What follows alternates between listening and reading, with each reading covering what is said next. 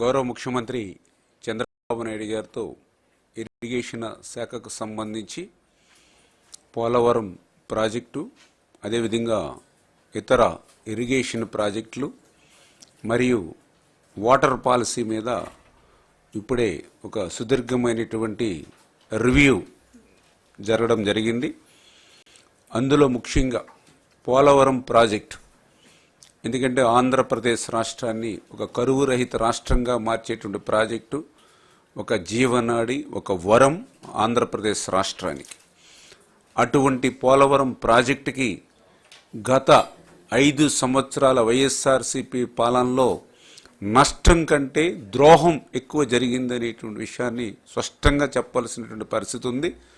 అటువంటి పరిస్థితి నుంచి మళ్ళీ ఒక యజ్ఞంలా మళ్ళీ పోలవరం ప్రాజెక్టుని పునర్నిర్మాణం చేసేటువంటి విషయంలో మరి వేళ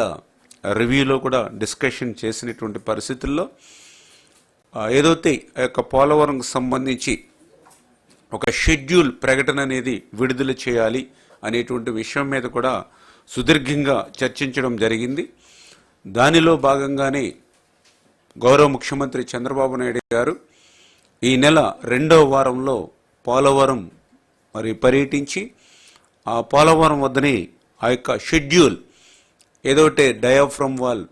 అదేవిధంగా ఈసీఆర్ఎఫ్ మెయిన్ డ్యామ్ ఎట్లా ఏ సమయానికి మనం ప్రారంభిస్తాం, ఏ సమయానికి పూర్తి చేస్తాం అనేది క్లియర్ కట్గా టైం బాండ్ పెట్టుకుని మరి ఒక షెడ్యూల్ని మనం పోలవరం ప్రాజెక్టు విజిట్ చేసి 2వ వారంలోనే ఆ యొక్క షెడ్యూల్ని విడుదల చేసేటువంటి విధంగా ప్రణాళిక సిద్ధం చేసుకోమని చెప్పేసి కూడా ముఖ్యమంత్రి గారు మాకు ఆదేశించడం జరిగింది. ఆయన ఒక్కడే చెప్పారు, షెడ్యూల్ ప్రకటించిన తర్వాత ఒక్క రోజు కానీ ఒక్క గంట కానీ వృధా పోవడానికి వీలు లేదు. షెడ్యూల్ ప్రకటించిన రోజు నుంచి కూడా అనుకున్నటువంటి సమయానికి పోలవరం ప్రాజెక్టు పూర్తయి ఉండాలి అని ఆయన చాలా క్లియర్గా ఇన్స్ట్రక్షన్స్ ఇవ్వడం జరిగింది. అందుకనే ఈ 10 రోజుల్లో మరింత పూర్తి స్థాయిలో క్లారిటీ తీసుకుని ఆ షెడ్యూల్ని మరి చంద్రబాబు నాయుడు గారు ఈ 2వ వారంలో మరి పోలవరంలోనే మరి ప్రకటిస్తారనే విషయాన్ని సందర్భంగా తెలియజేసుకుంటూ ఉన్నాం. అధికారంలోకి వచ్చిన తర్వాత ఈ 5 నెలల్లోనూ కూడా ఈ పోలవరం మీద మా ఇరిగేషన్ శాఖకు సంబంధించి పూర్తి స్థాయి కసరత్తు చేసిన తర్వాత మరి ఈరోజు ఒక షెడ్యూల్ వరకు కూడా మేము ఈరోజు రావడం జరిగింది. అంటే గత 5 సంవత్సరాల పాలన విధ్వంసం నుంచి మళ్ళీ నిర్మాణం దశకు ఈరోజు